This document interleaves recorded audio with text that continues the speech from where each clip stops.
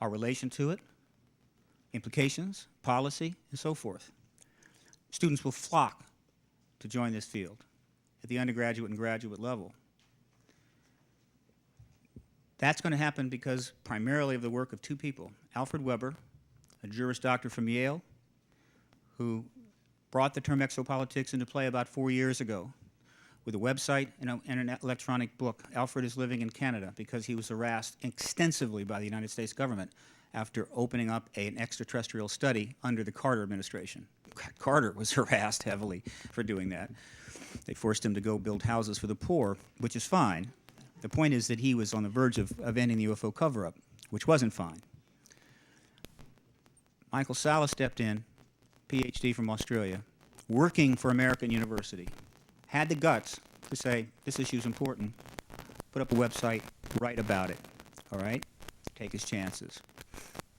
He's no longer in direct contact as a professor or a teacher, but he's now working in adjunct stuff with the university.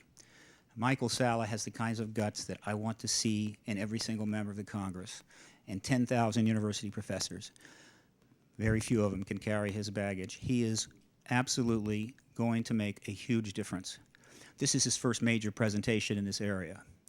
I really hope that he will continue to get your support because we already have indications that the university is starting to go, what are you talking about? And we've already had 4 or 5 people working for universities, a couple of them are here, who lost their jobs because they dared to simply speak about this issue. If that happens with Michael Salla, I'll go on every radio show in the country and I will beat that university over the head until it submits. But that's probably not going to happen because we're going to have events like this and Michael's going to continue to talk openly. So, without ado, slightly behind schedule, Michael will of course correct that. Michael Salla, Dr. Michael Salla, American University, talking to you about exopolitics.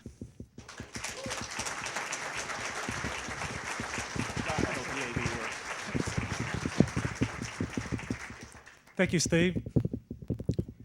The great German philosopher Alfred Schopenhauer said an idea goes through 3 phases.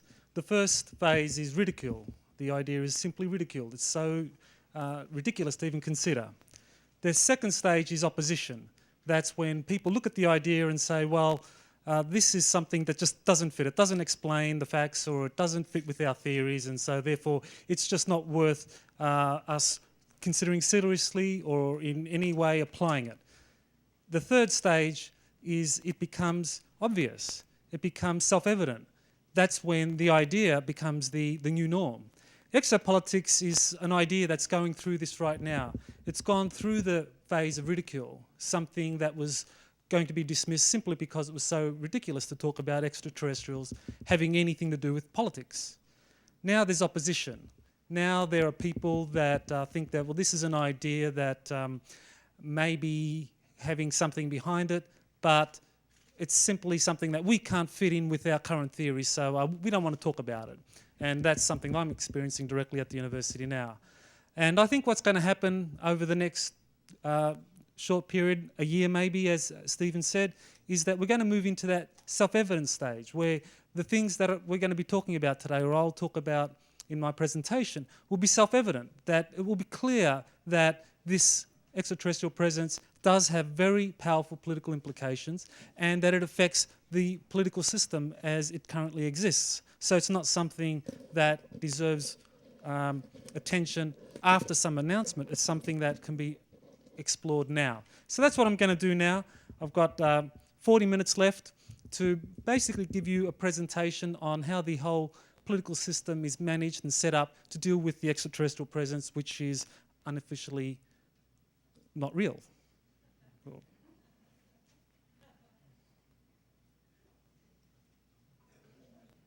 Okay, well, let's start with the definition first. Exopolitics is the study of the political actors, institutions, and processes related to an extraterrestrial presence. Very simple political science definition.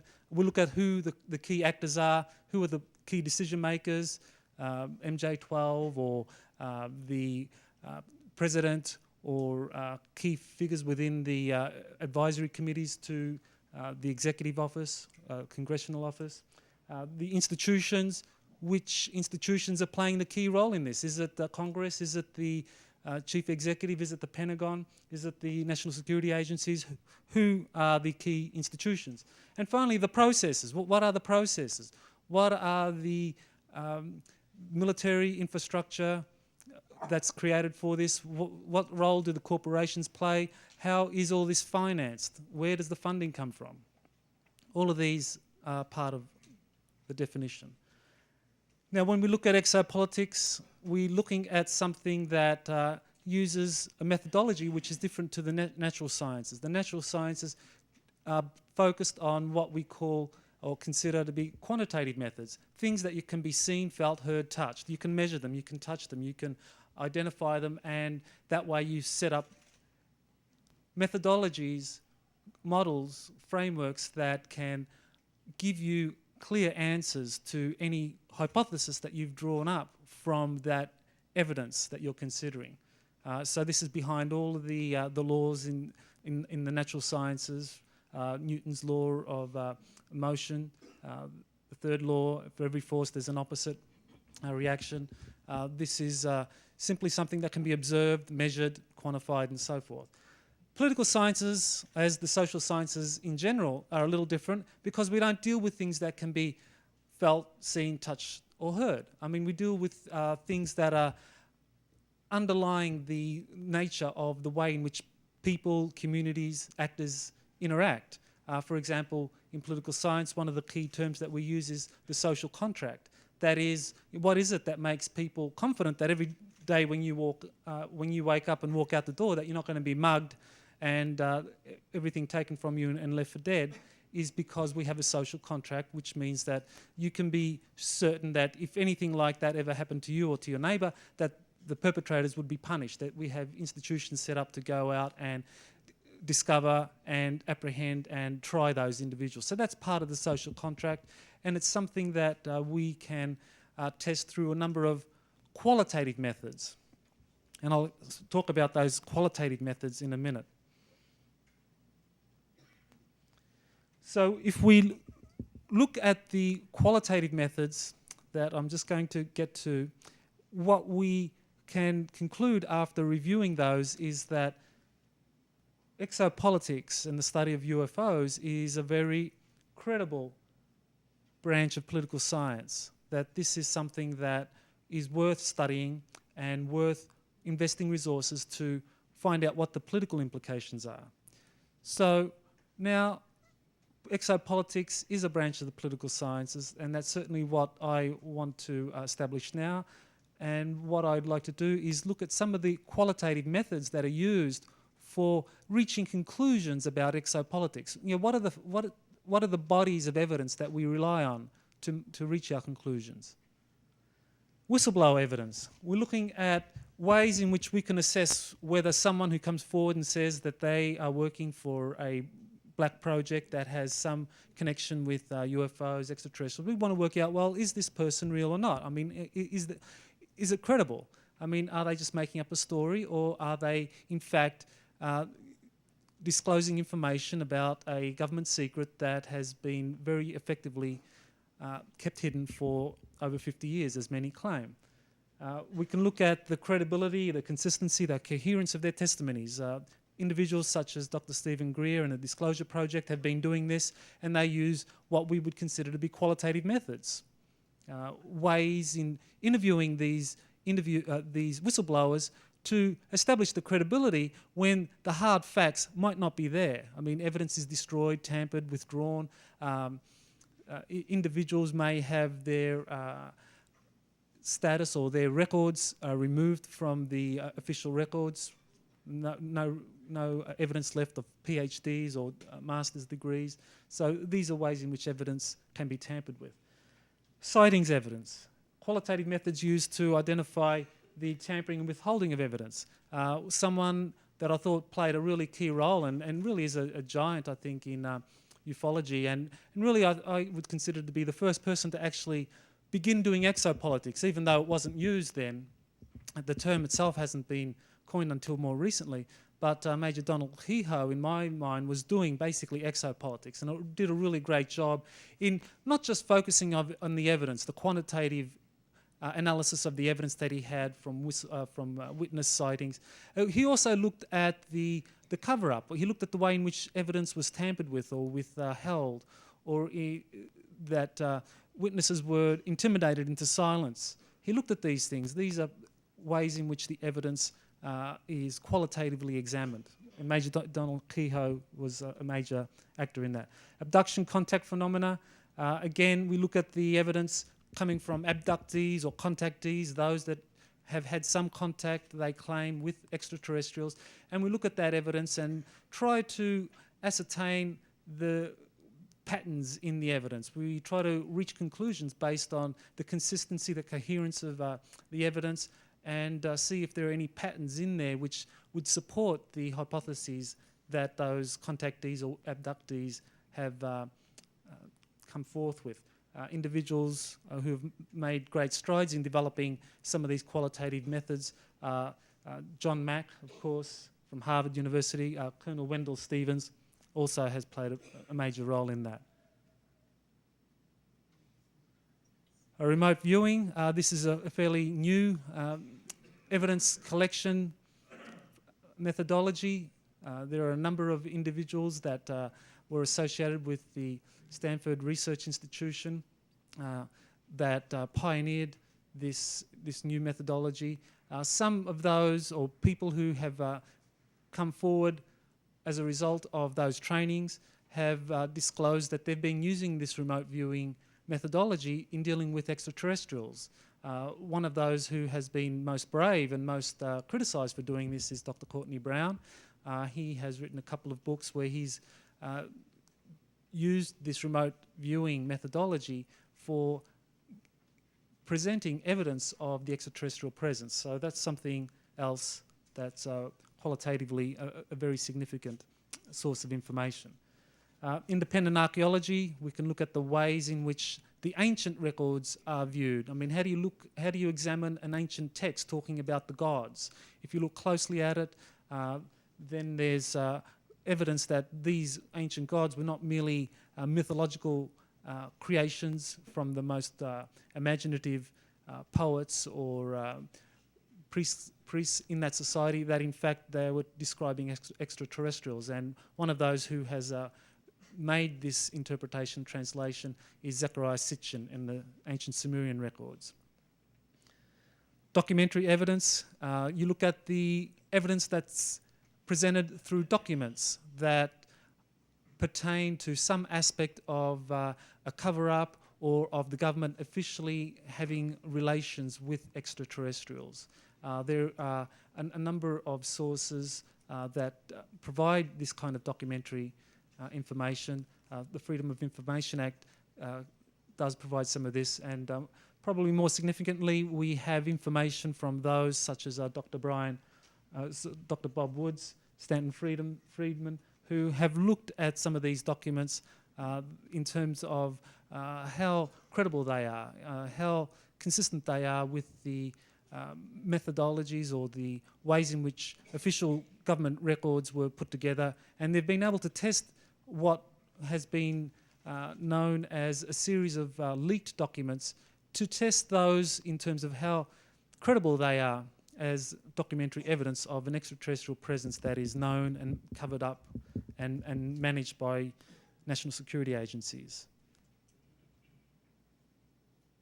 And finally, there's the channeling. Qualitative methods for understanding the coherence, consistency and reliability of channeled communication. That is, people who come forward simply saying, well, that they are in some kind of telepathic communication with extraterrestrials and that they have a message for humanity. There are many doing that. There are many, hundreds of thousands of individuals that believe that these channeled testimonies are very real. They have a very large following. So as far as exopolitics is concerned, we need to really develop methodologies for assessing that information. How coherent, credible and consistent is it? So that's some of the qualitative methods that's used. Well, that is just a very quick rundown on the chief sources of evidence that is used for reaching some sort of conclusion about this extraterrestrial presence which is claimed to be in existence and affecting our lives in many different ways. So what I want to do now is give you, in the time that I have left, a rundown in how this has all been managed politically. If this threat, if this presence was real and known and acknowledged by the government from very early on in the piece, well, then there would have been a political process set up to deal with it. And by looking at the ways in which, or the key institutions and decisions made in the past, we can learn a lot about how the whole extraterrestrial presence has been secretly managed. And we can then draw some very important conclusions about what that means for us today. Well, the sightings of UFOs, or flying saucers as they were first called, we can go back to 1947. The Pentagon began to investigate these.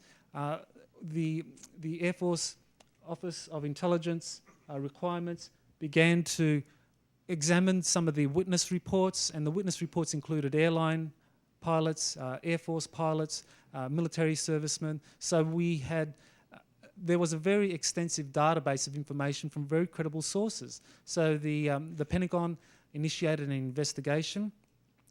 Colonel Garrett from the Office of Intelligence Requirements was the individual responsible for that, and he quickly discovered that there was a very clear lack of interest by the Pentagon in who was behind this, whether these flying saucers were real or where their origins were from. What he found was the Pentagon didn't show much interest in this, and that made him very suspicious. But nevertheless, he looked at the best evidence that he had, and after analysing that, concluded that, well, this is very real, it points to a phenomenon, and more significantly, from an exopolitical point of view, he was probably the very first person to give an official introduction to this whole possibility of a cover-up.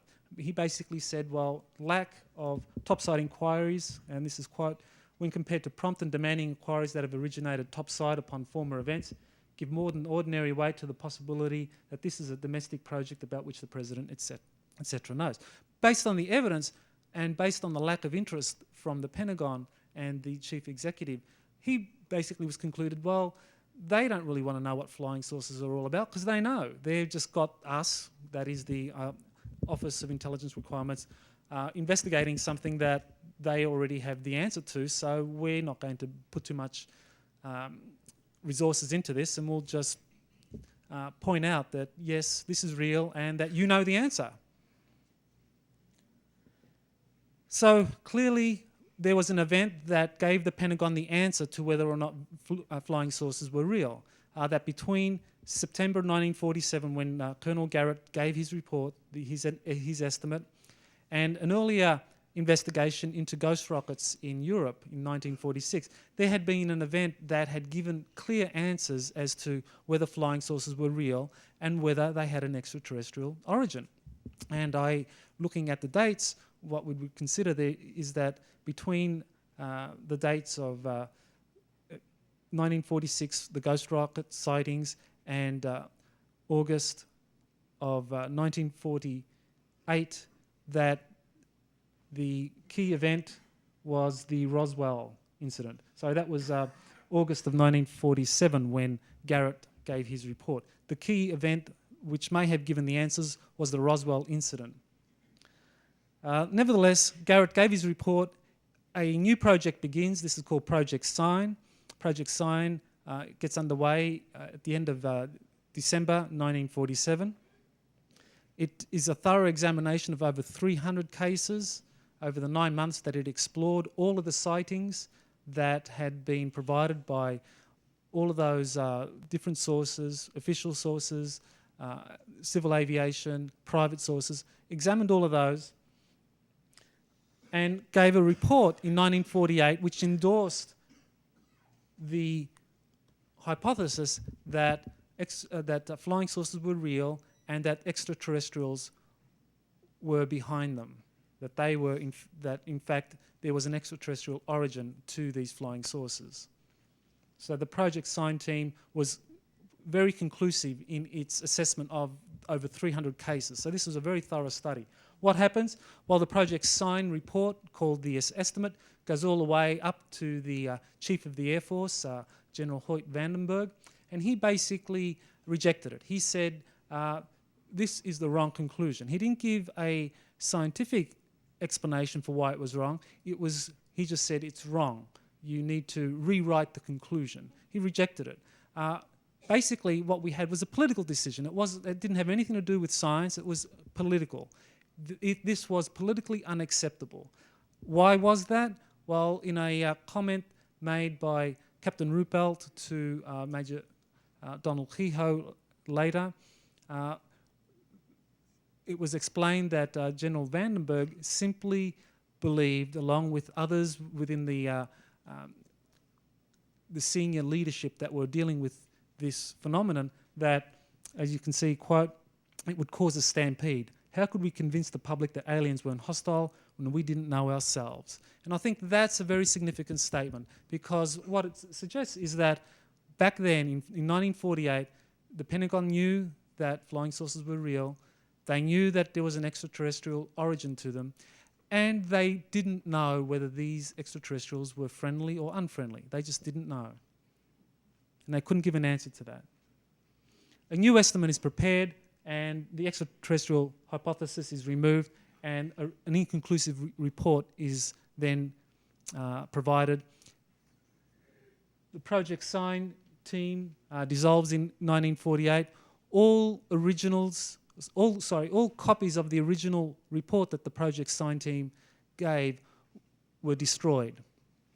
A new project begins, Project Grudge, in 1949, and then we have a succession of investigations which come up with the same conclusions, that this is inconclusive. But as I said, the decision had already been made earlier, that this was a political decision, not a scientific decision. Politically, it was unacceptable to give a conclusive answer to the origins of these flying saucers or UFOs. So really the conclusion that became drawn from that very early set of documents and the way in which they were handled was that Projects Grudge and Blue Book were perfunctory investigations that primarily served a political function rather than a scientific function. So it means that, okay, we now enter into what is exopolitics, because you have a phenomenon which is known to be real.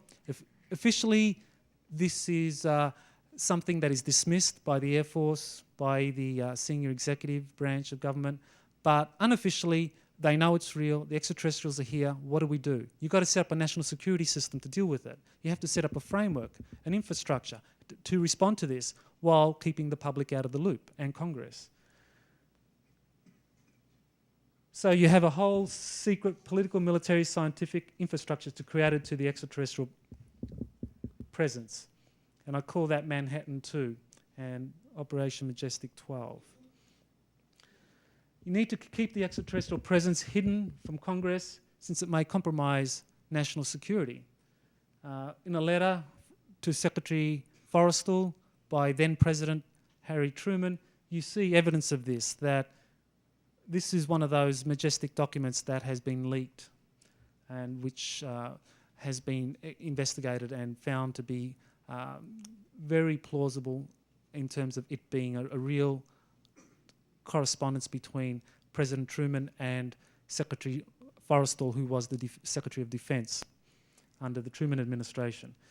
What we have there is a clear reference that this matter, that is the extraterrestrial presence, is something that will be dealt with directly with the President, with the President's office, and with his senior staff. No mention of Congress.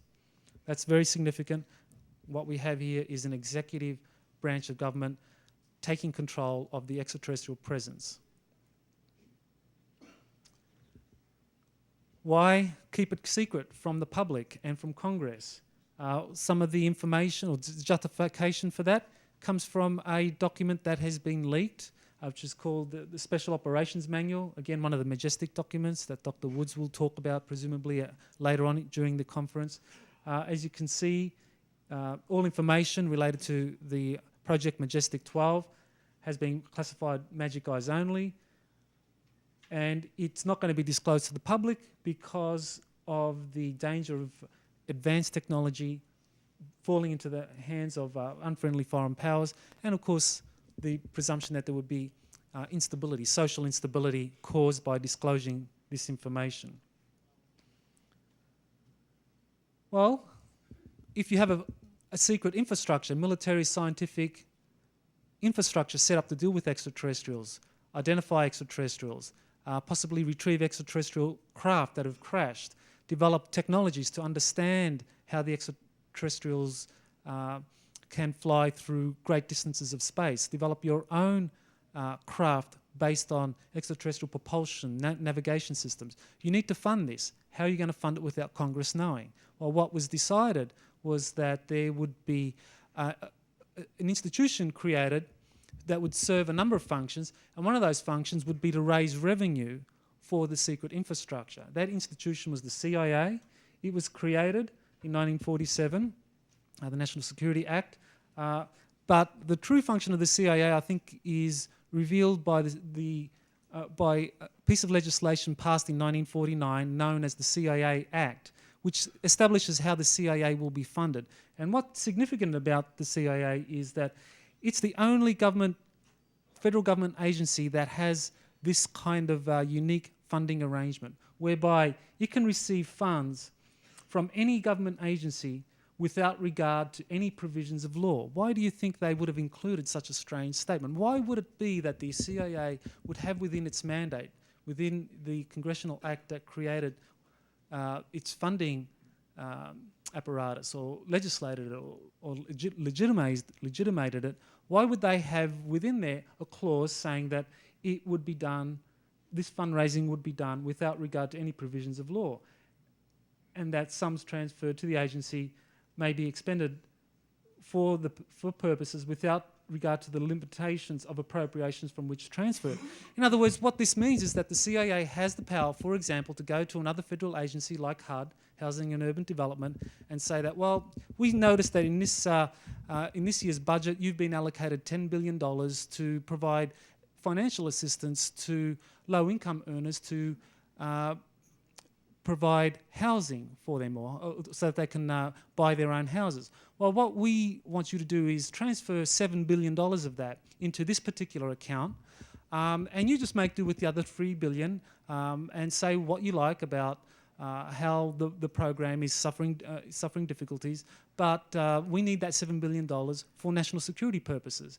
And the CIA has the power to do this. And the directors of these other federal agencies are aware that they need to be able to cooperate with the CIA because of this power that the CIA has to raise revenue. I mean, it's in the legislation, you can follow it through, and there are many examples of the involvement of the CIA in covering up financial irregularities in institutions such as HUD. For example, a former Assistant Secretary of HUD, Catherine Austin Fitz, found that $59 billion from Housing and Urban Development simply disappeared, couldn't be accounted for in 1999, 2000.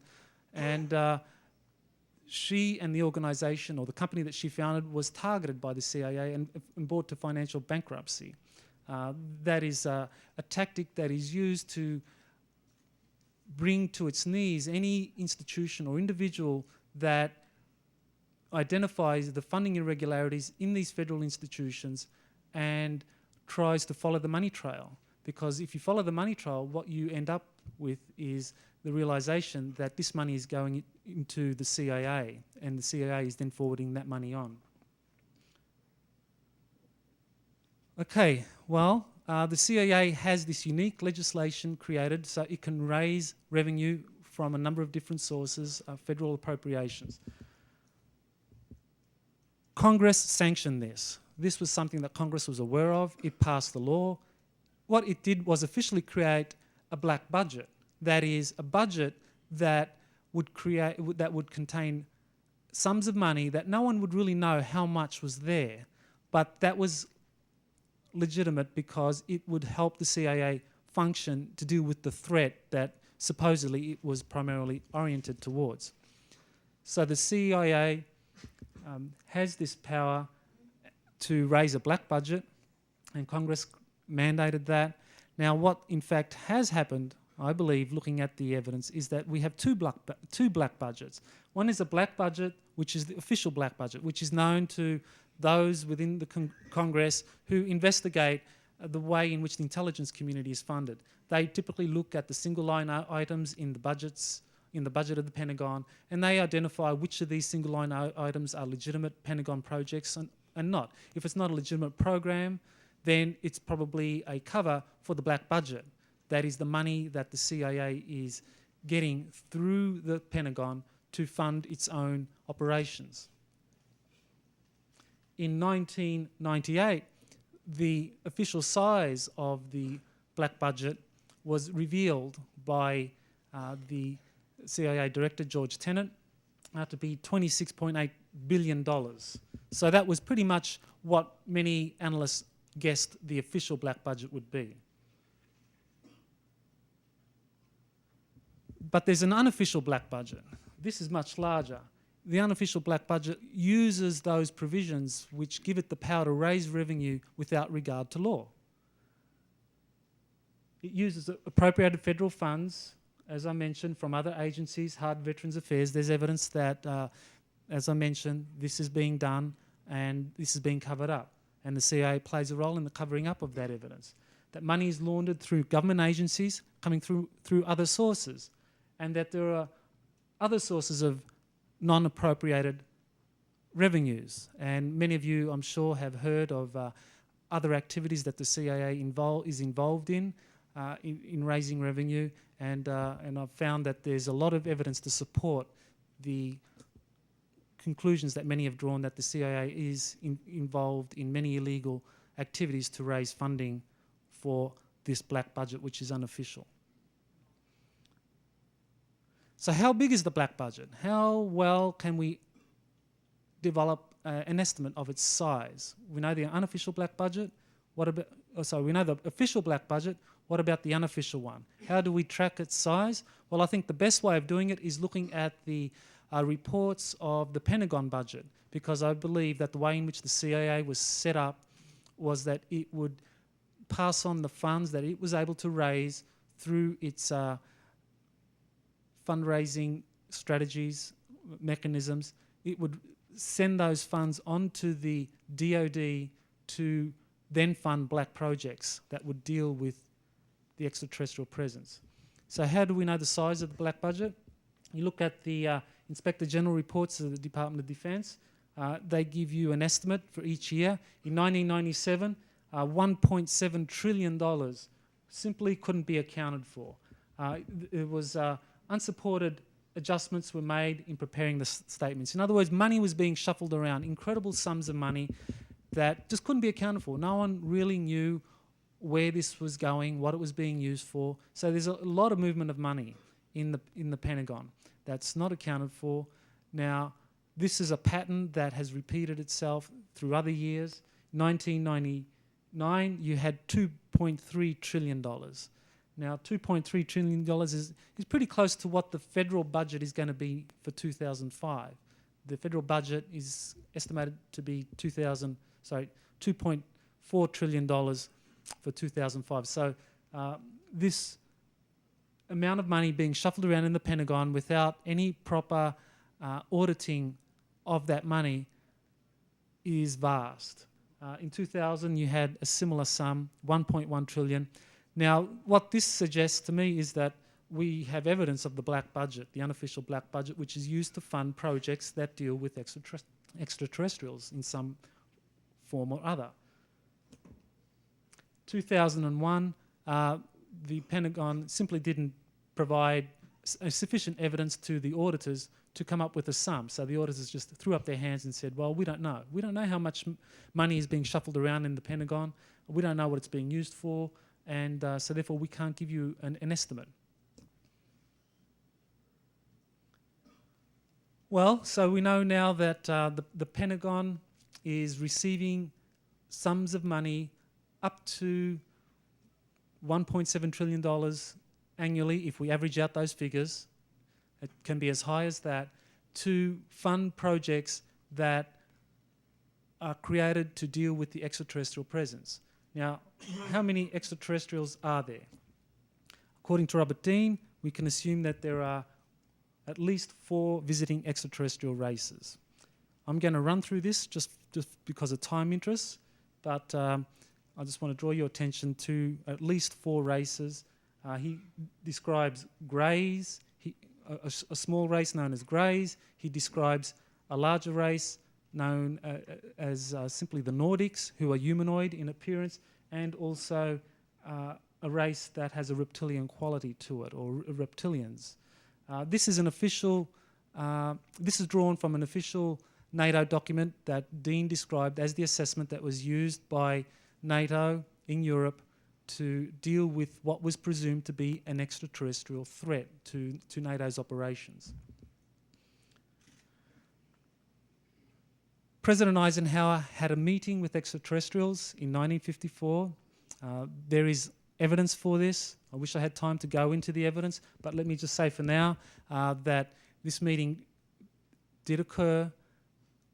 It occurred 11 days before the testing of the largest hydrogen bomb ever by the US. The US tested this hydrogen bomb on March 1st, 1954. President Eisenhower met with a visiting group of extraterrestrials known as the Nordics 11 days before, and the Nordics basically asked for him to abandon the testing. The testing program went ahead. This agreement, or possibility of an agreement with the Nordics, collapsed, and so it meant that the Eisenhower administration looked to another group of extraterrestrials to form any agreement.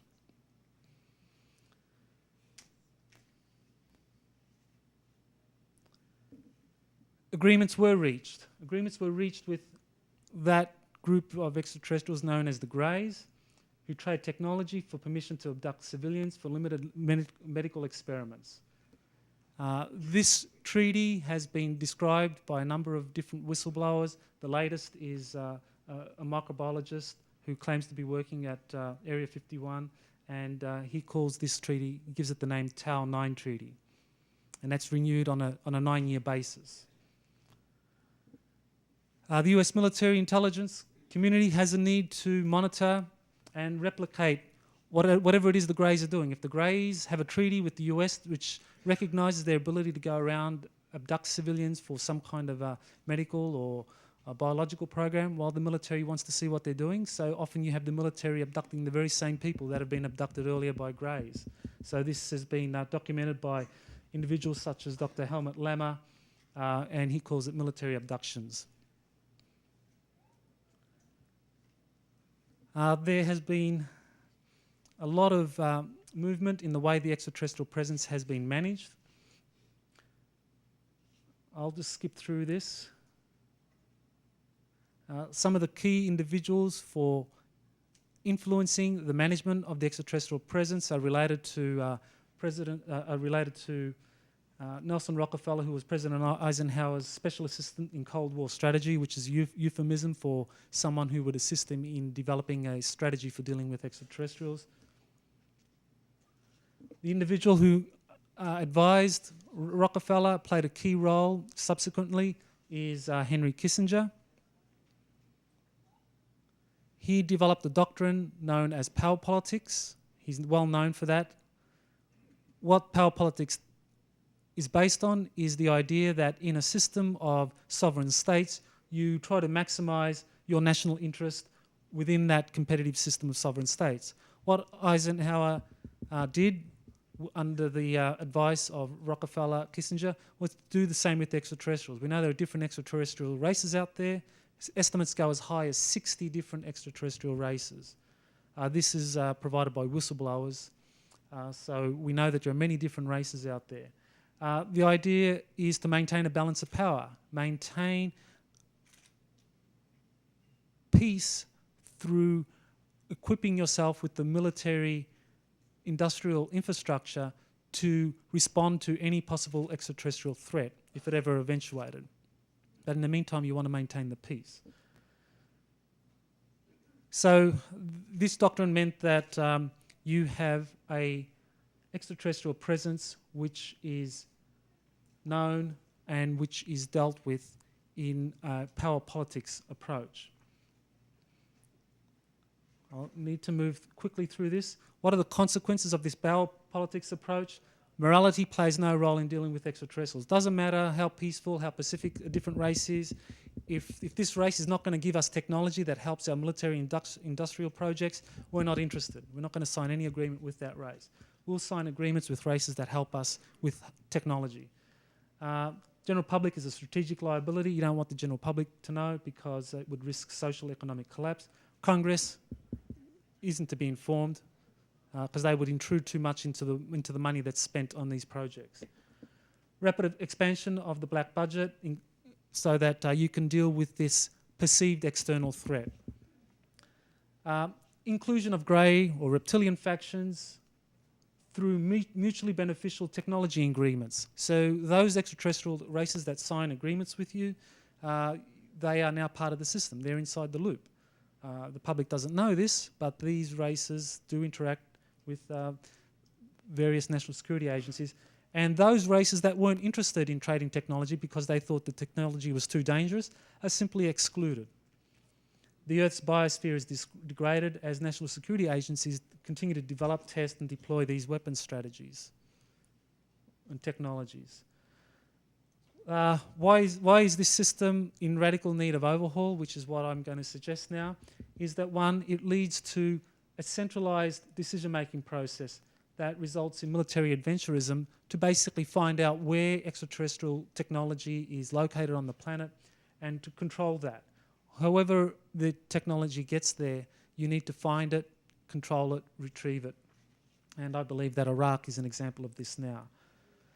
A centralised decision-making process makes possible subversion by unfriendly races. I mean, if these races are interacting with national security agencies and corporations, there's always the possibility of subversion. So we need to look seriously at the possibility of an internal threat. Same thing with the compartmentalised network of black projects. You have possibility of subversion there by those races that are able to create human assets.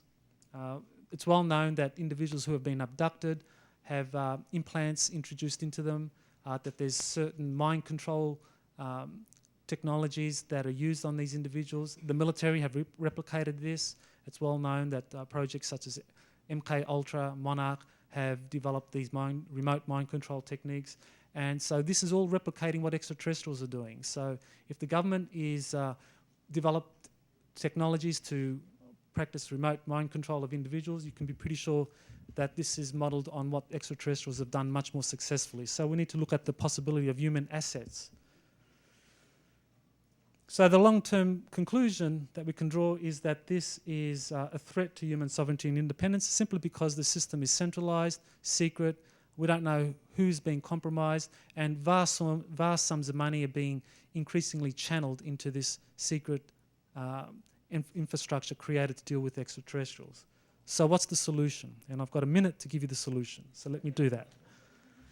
So in 1 minute, an alternative political strategy. Institutional transparency, complete transparency so that all decision-making and actions are scrutinised in officials and visiting extraterrestrials made accountable. We know that there are a lot of different extraterrestrial races out there. We know some of them have made agreements. We know various technology agreements have been implemented. So we just want to know who is operating, who has made agreements, how these agreements are scrutinised, how the money is used. We want transparency. I mean, that is one way of dealing with this. Providing democratic decision-making processes provides checks and balances into the system to prevent undue subversion of key decision-makers. We want to make sure that the system isn't subverted in some way because of the ability of extraterrestrials to be able to use incredible technologies that can, for example, simply pick up a key decision-maker, insert some kind of device and influence the decisions that that particular individual makes subsequently. We want to know about that, and we need to have institutions set up to deal with that, but it has to be transparent and accountable. Developing human capital.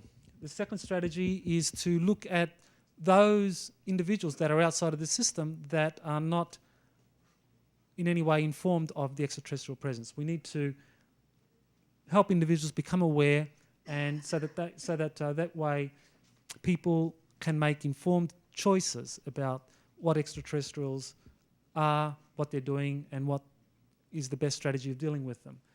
And in developing collaborative strategies with friendly extraterrestrial races. There are a number of races that have been excluded simply because they were more principled. We want them to be known. We want to know in what way they can cooperate with civilians. Why leave the military as the only source of cooperation? Civilians can cooperate with extraterrestrial races that are peaceful and perform no military function. And finally, alternative strategy is sustainable development, so that way the Earth's biosphere is protected and not degraded as the infrastructures that have been set up systematically disturb, unbalance, and destroy much of the biosphere. Well, that's a book that's just come out where much of this is discussed, so you can read that in more detail. And I also have a paper out there on the black budget.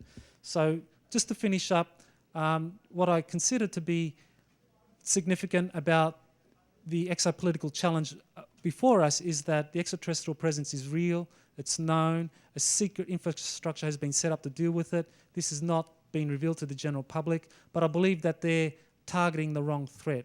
They're focused on an external extraterrestrial threat, but I believe what they need to focus on is an internal threat, which is subversion.